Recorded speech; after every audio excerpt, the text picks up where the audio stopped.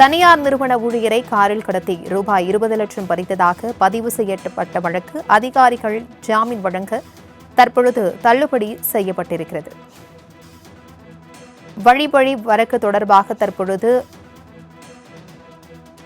அதிகாரிகள் ஜாமீன் மனு தள்ளுபடி செய்யப்பட்டிருக்கிறது. இது குறித்தான கூடுதல் விவரங்களுடன் இணைக்கிறார் எம்முடைய செய்தியாளர் கிருஷ்ணா.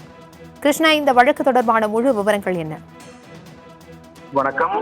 திருப்பத்தூர் மாவட்டம் வாணியம்பாடியைச் சேர்ந்த தொழிலதிபர் ஜூனத் அகமது தனது ஊழியரான சென்னை வண்ணாரப்பட்டியைச் சேர்ந்த முகமது கவுஸ் என்பவரிடம் 20 லட்சம் ரூபாய் பணம் கொடுத்து தனது நிறுவனத்திற்கு சிடி ஸ்கேன் வாங்க அனுப்பியிருந்தார்.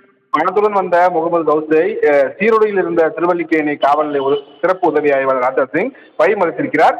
இது ஹவாலா பணம் என கூறி வருமான வரித்துறை அலுவலகத்தில் பணியாற்றக்கூடிய தாமோதரன், பிரதீப், பிரபு ஆகியோர் உதவியுடன் காரில் கடத்தி அவரை மிரட்டி 20 லட்சம் ரூபாயில் 5 லட்சம் ரூபாயை திரும்ப அளித்து 15 லட்சத்தை அவர்கள் பறித்து சென்றிருக்கிறார்கள்.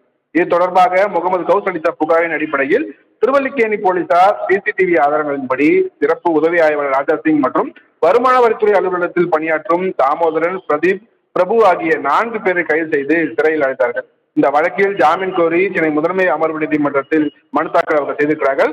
இந்த மனு நீதிபதி எஸ் கார்த்திகேயன் முன்பு விசாரணை வந்தபோது தங்களுக்கு எதிராக பொய் புகார் அளிக்கப்பட்டுள்ளதாகவும் தவறான நோக்கத்துடன் செயல்படவில்லை என்பதால் தங்களுக்கு ஜாமீன் வழங்க வேண்டும் என மனு தாக்கல் சார்பில் கோரிக்கை விடுக்கப்பட்டது. காவல்துறை சார்பில் ஆஜரான மாநகர குற்றவியல் வழக்கறிஞர் தேவராஜன் இந்த விவகாரத்தில் வேறொரு சிறப்பு உதவி ஆய்வாளரும் சம்பந்தப்பட்டுள்ளதாகவும் அவர் இன்னும் கைது செய்யப்படவில்லை என்று கூறியிருக்கிறார்.